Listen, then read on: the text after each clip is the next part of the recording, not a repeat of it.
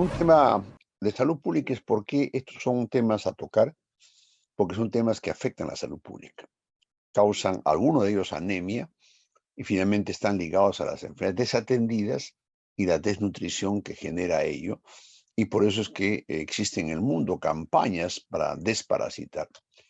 Así surgió la ivermectina, tan en debate, tan en boga en la época de la pandemia, a favor y en contra. Ahora la medicina evidencia señala que ya no servía como antes se planteó en el debate tan difícil que se tuvo, ¿no? Entonces, hay que decir que, por lo tanto, sí existe un tema de desatención. No causan muertes o millones como otras enfermedades, como el sarampión, como la diarrea aguda, pero sí causa estos temas que afectan la salud de la población, ¿no? Por lo tanto, vamos a tocar en esta charla van los viejos medicamentos, el uso racional y los nuevos que han aparecido algunos de ellos. Pero otro problema que pasa, y lo veo permanentemente en mi experiencia como tropicalista y dermatólogo, es que no se tienen diagnósticos ni en Huaraz ni en Lima, mucho, para técnicas que deberíamos tener. El Berman para estronquiloides no hay en gran parte del Perú. El Sil-Nielsen para las coccidias tampoco lo hay. En Huaraz, Caraz, Chimbote, que siempre el examen directo, el Lugol, que solo mide los clásicos parásitos. La licuya, que es un parásito frecuente en Ancash, en la sierra peruana, no hay la técnica de Fasos ELISA. Por lo tanto, tenemos un subregistro porque no se tiene la técnica. Hay que decirlo. Si uno no hace la técnica, se les va a pasar y todo va a ser los clásicos parásitos o no tiene. Y mentira. Y lo tienen y el paciente se puede morir de un estrongiloides, en fin, de la fasciola, como podemos ver más adelante. ¿Y cuáles son los principales nematodos? El asca es el más común, que ha mantenido su prevalencia en el mundo. Trichuras ha bajado un poco en el mundo. Las uncinerias siguen causando anemia en los trópicos y el estrongiloides hoy te cobra importancia porque se asocia a VIH, a HTLV1 en diabético y puede matar. Y de las drogas que más se han usado en los nematodos está el albendazol y la nitoxasanida, lo comentaremos. Felizmente en África se usó y salvó vidas el estrongiloides y hoy lo empleamos en el mundo y no solamente en estrongiloides, lo empleamos en piojos, en urticarias, etc. Entonces, ¿qué ha pasado con los protozoarios? La yarda sigue siendo un tema importante en niños particularmente, que causa problemas gastrointestinales. Muy frecuente que los gastroenterólogos siempre detecten las endoscopias yardia. O cuando detectan en niños, el manejo en el 80% funciona y el 20% no. Criptosporidios es un ejemplo de no hacer métodos diagnósticos. Frecuente en VIH avanzado, hasta 14%. Miren las cifras en el Perú, casi no hay diagnóstico porque no se tiene la técnica. En cambio, Balantidium, que es un protozoario grande, ciliado, que da diarrea en gente pobre, rural como nuestra tierra, y ciclospora, sí se ven en los viajeros. Hay tanto turista que va al callejón de Guayas con Chucos que puede ir la famosa Cryptosporidium, que ahí hay que dar la vieja sulfo. Y cisto y cispora son enfermedades asociadas a inmunodeprimidos, y la entomoebis solítica, que era típico antes de Arequipa, el sur y la selva, hoy también es endémico en toda la selva y en Tumbes. Fíjense entonces, por lo tanto, sí hay temas de salud pública en costa, sierra y selva. Miren las terapias que hemos recogido, hay pocos estudios. Este es un estudio de Peter Weller, que revisó todas las evidencias hasta el año 17. Y en las guías de los españoles, usan guías en pediatría, porque es lo que se ha actualizado en relación a terapia gastrointestinal. Las preguntas que nos hacemos a ustedes, ¿cuál es la terapia de elección en Yardia? Muchos todavía hablan del metronidazol, ya casi no sirve por la resistencia. ¿Cuál es la terapia de enterobius? No hay discusión que sea el albendazol, pero requiere tratamiento familiar. Y estronquiloides, la única terapia que existe, la que salva vidas, ivermectina. ¿Cuál es el mensaje de ello? Que generalmente en enteroparestosis, casi todos los parásitos requieren una, dos o tres drogas. Algunas son de elección, como estronquiloides, en otras tenemos alternativas. Antiguamente se empleamos pamotopirantel, pamotopirivinio, pero el albendazol superó junto con la nitoxasanida, que son las armas que tenemos a la mano en cualquier lugar del Perú. Comencemos con la giardia, una enfermedad que da cuadros agudos diarreicos o cuadros de gases, o el paciente es anoréxico, o algunos ya tienen diarrea crónica persistente, que genera problemas de manejo en los pediatras, en los internistas, en los médicos comunitarios. El diagnóstico es fácil, Lugol, directo, uno ve la giardia. El gran problema que la giardia que da estos cuadros muchas veces es recurrente o no responde a la terapia.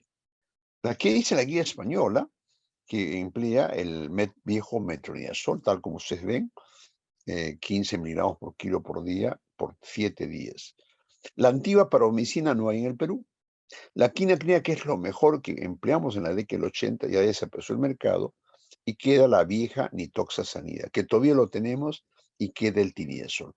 Según los españoles, nosotros prácticamente coincidimos con él, no tenemos quinacrina, pero sí tenemos la nitoxasanida por 3 días y el tinidazol por dosis única.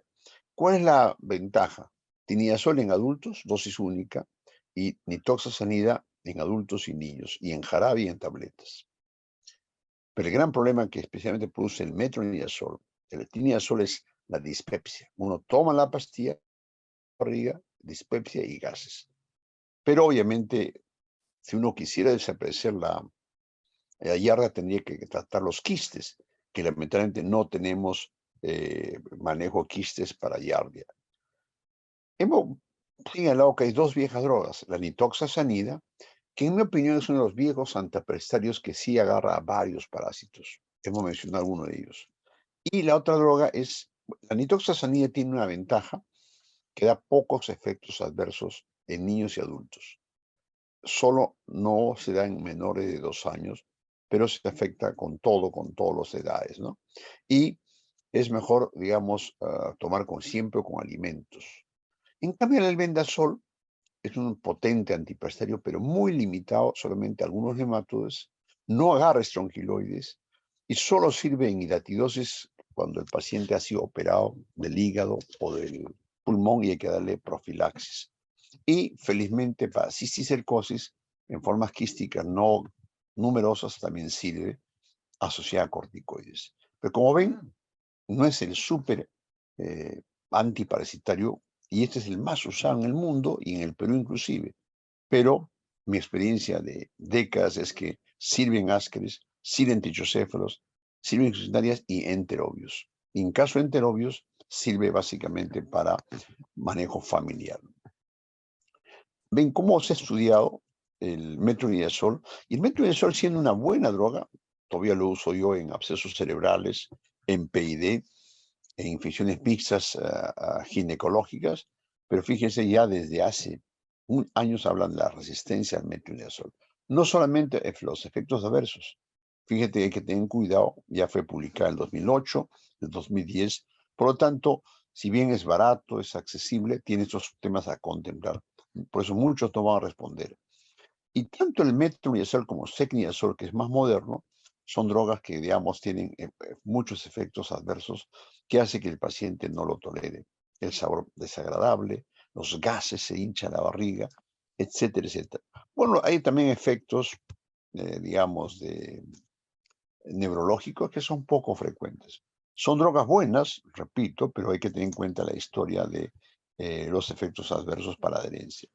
Entonces, si bien en la giardia usamos el tinidazol, igual que la guía española, en adultos se emplea 3 días, las tabletas de 500 con los alimentos, y uno va bajando la dosis en función. La ventaja de que tiene tabletas y tiene jarabe, que es la diferencia del tinidazol, que no hay lamentablemente jarabe para niños. Blastocistis es un tema que lo hemos investigado, una tesis que hicimos hace años con la doctora Barahona, buscando ver si es que había, con la doctora Terashima y el Toteyo, que es pan descanse, por el COVID murió el gran tropicalista, y encontramos que efectivamente algunos pacientes tenían muchas molestias con más carga de blastocistis. Recuerden, blastocistis es un tema de debate en el mundo. Hay muchas publicaciones que asocian patogenia.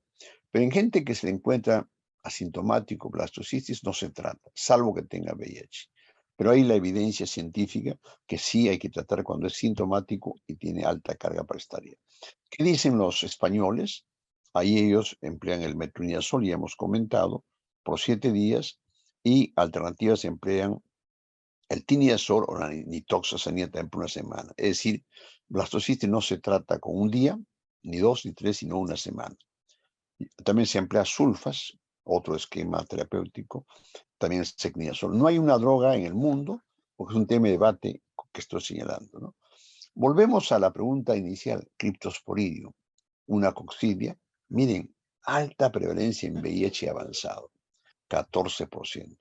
¿Por qué menciono esto? Porque cuando uno tiene un VIH avanzado, el manejo es targa. Primer mensaje. De todas las drogas que se han empleado, prácticamente no hay terapia para Cryptosporidium, acitromicina, en fin, qué cosas no se ha empleado, porque esta coccidia requiere explicar al paciente que si no toma targa, no va a curarse. Hay tratamiento sintomático, pero va a persistir. Entonces, el primer mensaje, terapia targa para que esta coccidia. Otro hecho interesante de fisiopatología que Cryptosporidium resiste al cloro. Por eso uno puede tener en las aguas, si que no tienen que le echamos cloro, mata a las enterobacterias, pero no al Cryptosporidium. Entonces, es un ensayo de Lancet hace unos años que señalaban ni paromicina, ni acitromicina, ni rifampicina, ni rifabutina sirven. En algo sirvió la nitoxazanida, hasta 14 días, con eficacias muy variables. Es una de las pocas drogas que ayudaría. Y cuando uno ve esta revisión de un metaanálisis que hicieron varios estudios publicados, en todo lo que hay de manejo para Cryptosporidium, ahí están muchas drogas que hemos señalado, ¿no? Y la eficacia es muy variable. ¿Qué dice la guía española? Señala que para elección para ellos, mientras no haya otra droga, la nitoxazanida ayudaría, para homicina que no tenemos en Perú, y también en unos casos en pacientes como VIH pueden dar hasta 8 semanas, ¿no? Incluso combina con acitromicina. Pero en realidad el mensaje es que para Cryptosporidium es targa, targa y más targa. El ciclospora es un parásito que tiene nombre en mi universidad, cayetanensis, y causa o gente que no tiene síntomas o diarrea del viajero, muy abrupta. Parece un cólera, entre comillas, o una shigella, una salmonela, y dura muchos días. Estos se dan muchos viajeros que vienen, comen la comida peruana y felizmente la droga vieja, la sulfa, sirve para quedar hasta 10 días. Cuando hay alérgicos a sulfa, se emplea cipro o nitoxazanida. Conclusión, es otra coccidia que requiere coloración de silnicen. Se dan gente inmunosuprimida, pero más se dan gente normal inmunocompetente. Vayamos al viejo Ascaris. ¿Quién no ha tenido Ascaris en sus pacientes tratados, especialmente la Amazonía o la selva? Y acá nadie discute que la droga de elección es albendazol a dosis única. La palabra 400, jarabe o tableta, cura en más del 90 y tantos %. Es el gran avance. El viejo mebendazol casi no empleamos, requería 3 dosis, por eso es que prácticamente ha quedado en el recuerdo. Y también la ivermectina, nuevamente, fíjese, una gota por kilo, también igual que el albendazol. Son drogas interesantes que en la guía española lo señalan. También en el caso que no haya albendazol, se podría emplear nitoxazanida siempre por 3 días, y tal como hemos mostrado también ivermectina. Conclusión, la mejor droga es albendazol. Tenemos ivermectina, nitoxazanida. Ahora bien, Enterovirus, porque es un parásito importante, es muy niño que tiene, o una niña que tiene vaginitis, que le pique el poto, ¿no? Que no quiere comer, le rechina los dientes, ojo, hay que tratarlo a él, al hermano, al papá, a la mamá, es decir, porque es muy contagioso. Nuevamente, albendazol 400 y lo repetimos en 15 días y toda la terapia, aparte la higiene. Y si no hay, la nitoxazanida también por 3 días. Angiostoma y necato, ahí no hay discusión, es el albendazol, la dosis que hemos hablado. Y esto ha hecho que en muchas partes del mundo comienza a desaparecer. Pero el manejo es higiénico y preventivo. Uso de botas, calzados, porque se mete por la piel y causa esta anemia que puede ser hasta mortal, ¿no? Y podrían usar también nitoxasanida o flubendazol como alternativas, ¿no? Trichuris, que es otro nemato que causa prolapso rectal y molestias en niños. Ahí sí, la única droga, la más eficaz, es el viejo mebendazol por los 3 días. Obviamente, si no tenemos, empleamos albendazol también por 3 días como alternativa y también la ivermectina por 3 días. Son temas que se han ido en otros estudios, pero acá la droga es sin el mebendazol, ¿no? Y en esta parte de nematos no me olvido de estronquiloides. Hay que hacer la técnica de Berman o técnica de Agar para diagnosticar. Hace poco tenía un paciente con esta forma y no un paciente grave, no un paciente inmunosuprimido. Y recuerda, el examen directo que hacemos no sirve. Hoy día cobra mucha importancia. Entonces, cuando uno tiene un paciente ya con síndrome de hiperosinofilia, si es de la sierra, fasciola. Si es de todo el Perú, con perros, toxocara. Y si es de la selva o de la costa, es estronquiloides. El caso que lo vimos hace poco, porque ven, esto no es una rareza. Una niña que en una clínica en Lima, el 2 de mayo, con una diarrea. El médico de emergencia dijo, leucocitos en S, estaba deshidratado leve, le puso su cloruro, y dice, leucocito, le dio ceftriaxone. Como había estado deshidratada, lo interno, me llama al día siguiente, y de manera importante los leucocitos suben con fiebre que bajó. Y fíjese, a los 3 días, hiperosinofilia 60%, 19.000 plaquetas normal. Y cuando lo veo, le pregunto si había viajado de pasear unas zonas de la selva. Le hicieron en la clínica parasitosis negativo. Lo mandé a Cayetano, donde tenemos la técnica de Berman. La primera prueba, blastocistis. La segunda, enterobios. Y la tercera, estronquiloides. ¿Y qué le he dado? Ivermectina. Es decir, nuevamente vemos cómo esto es una simple diarrea. No era un paciente diabético, para que vean que la importancia de las 3 pruebas y el técnico Berman. Por eso es que insisto que la tecnología es muy importante estar con esta técnica. Si es una infección simple como esta niña, una gota por kilo, por un día o 2 días, con eso eficaz más del 90%. Y los que ya tienen inmunosupresión, HTLV1, linfoma, uso de corticoides, le damos una gota por kilo por 2 días y lo repetimos hasta 3 veces. Y eso también hemos manejado varios pacientes inmunosuprimidos graves que pueden salir, ¿no? Buscando nuevas drogas, encontré que la moxidectina es una nueva lactona que se usa a nivel veterinario, que incluían trichocéfalos y otros helmintos. Y comenzaron a ensayar, y en este estudio el año pasado hablaban de una buena droga para trichuris y estronquiloides, que es un tema que hemos comentado. Hicieron una revisión, si sirve o no sirve. Resulta que en las dosis que emplearon, 2, 4, 6, 8, a mayores dosis podía ser eficaz. En teoría, ya tenemos a la ivermectina, esta nueva droga, la moxidectina, que hay necesitan varios estudios para que también tengamos la posibilidad. Pero en el mercado hay ivermectina, esto todavía no está al mercado. Ese es lo último para estas drogas, ¿no? Por lo tanto, podría servir. Pero fíjate, trichuris no funcionó. Entonces, trichuris seguimos con el viejo mebendazol. Voy a tocar un tema que en mi tierra lo ven. Me olvidé de saludar al decano de Huaraz, mi amigo el doctor Fernando, que ojalá que esté, pero con él también coordinamos esta charla.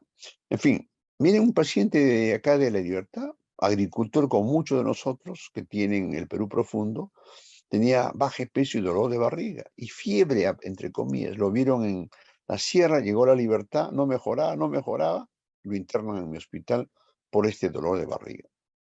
Tal como uno supone, dolor de barriga del campo, cólicos, colecistitis.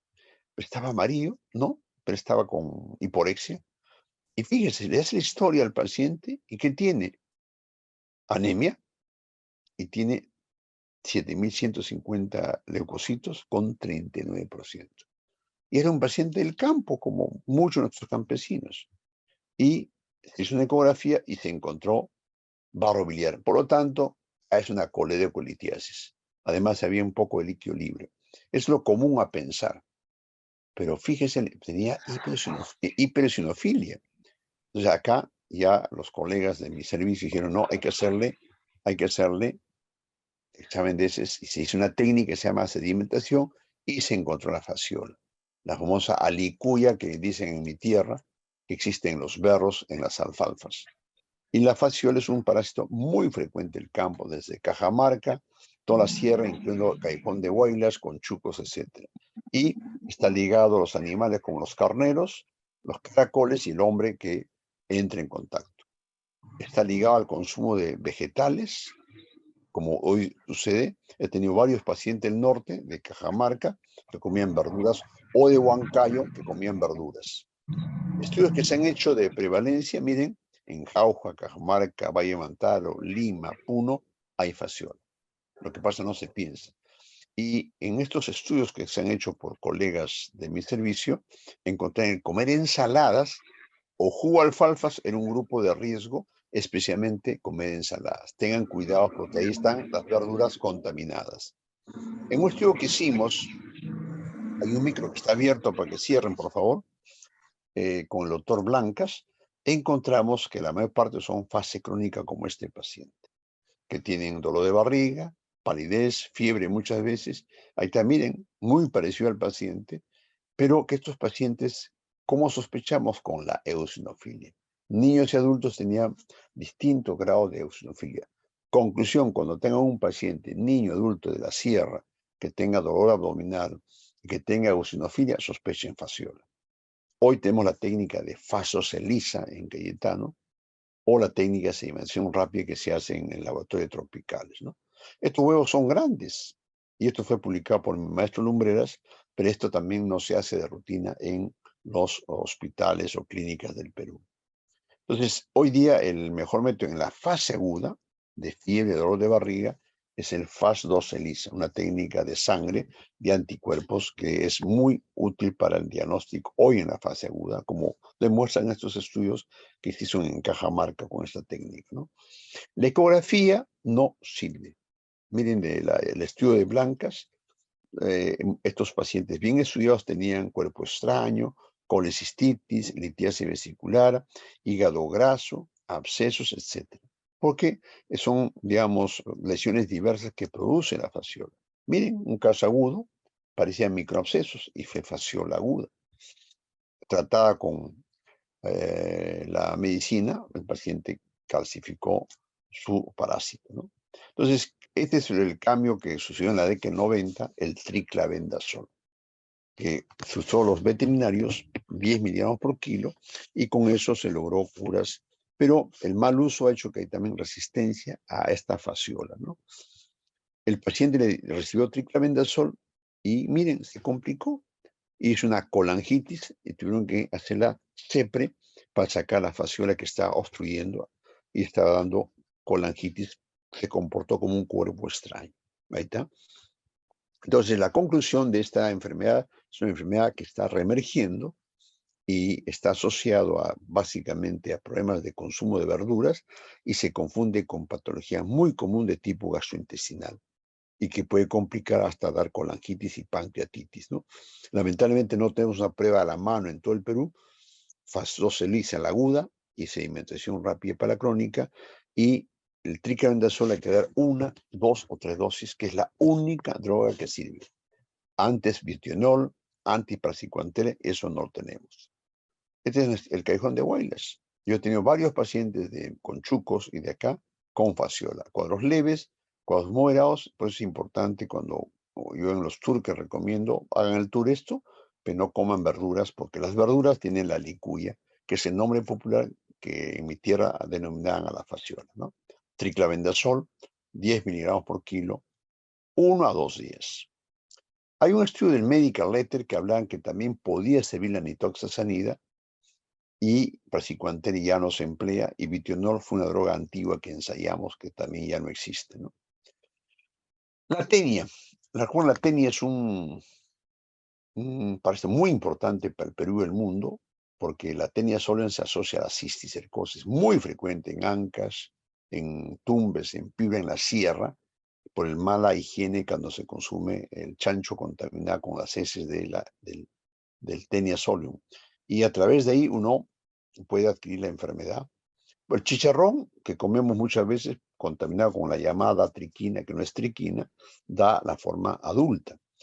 Las drogas que existen en el Perú y en el mundo es el praziquantel, pero lamentablemente es escasa. Nuevamente la industria dejó de comprar, casi no existe en el Perú. Y la niclosamida, el famoso Yomesan, tampoco. O sea, cuando tengamos tenia en heces, un diagnóstico de un paciente, no tenemos praziquantel, 10 por kilo una dosis, o niclosamida, ¿no? Otra tenia enana, la Hymenopteris nana, también está el praziquantel a dosis mayor, que tampoco tenemos. En la guía española hablan también de la nitoxasanida. No hay experiencia en el Perú en ello, pero es praziquantel, ¿no? Y termino con la cisticercosis. Miren ustedes, es un tema, paciente joven que llega a los hospitales con convulsiones, cisticercosis. La prevalencia, fíjese, está en las zonas tropicales, África, Asia y toda América, y está asociado pues al desarrollo. Y esto es lo que vemos hoy día en los hospitales, pacientes que o ya tienen calcificado, ven ustedes acá, o tienen los quistes activos, o tienen numerosos quistes, o tienen dentro del ventrículo. Entonces no es cuestión de que todos reciban tratamiento, ¿no? Los calcificados, manejo sintomático. Los que tienen pocos quistes, como en la primera foto, sí hay que darle albendazol o praziquantel, y los que tienen múltiples quistes son peligrosos el tratamiento. Y los que tienen el ventrículo hay que hacer cirugía y válvula. Entonces acá el doctor Hugo García, mi exalumno, gran investigador del mundo en cisticercosis, publicó en la guía del año 17 que solo se tratan los cisticercos viables entre 1 o 2 en el parénquima con albendazol 2 semanas. Y los que tienen, digamos, más quistes, hasta menos de 20, se le da corticoides para que cuando matemos al parásito y se le puede dar combinado con praziquantel. Conclusión, tenemos dos antiparasitarios, albendazol o albendazol con praziquantel. Y el resto es manejo básicamente o quirúrgico o manejo sintomático. ¿Por qué es que los estudios modernos señalan que hay que combinar drogas? Porque la combinación en este estudio prospectivo que se hizo con praziquantel y albendazol demostraron que mejora la cantidad hace que el manejo sea mucho mejor desde el punto de vista clínico y sintomático, tal como muestra este estudio, ¿no? La conclusión es que tenemos dos drogas para el manejo dependiendo de la cantidad, o albendazol solo o junto con praziquantel. Entonces, en esta rápida revisión, lo que quería mostrar a todos los amigos de este curso es cómo hay pocas drogas para los clásicos de enteroparestosis. Dos, que lamentablemente no hacemos las técnicas de diagnóstico adecuado, ni para coccidia, ni para ciclospora, ni para otros coccidias que hemos hablado. Por lo tanto, vamos a ir siempre diagnosticando Giardia, diagnosticando otros bichos y nunca diagnosticar. Y han visto cómo hay pocas drogas en el mercado, pero unas drogas viejas que hoy nos permite tratar enfermedades que antes eran graves, la ivermectina, sí existe en el mercado, que permite también tratar a este parásito que causa problemas serios de salud pública.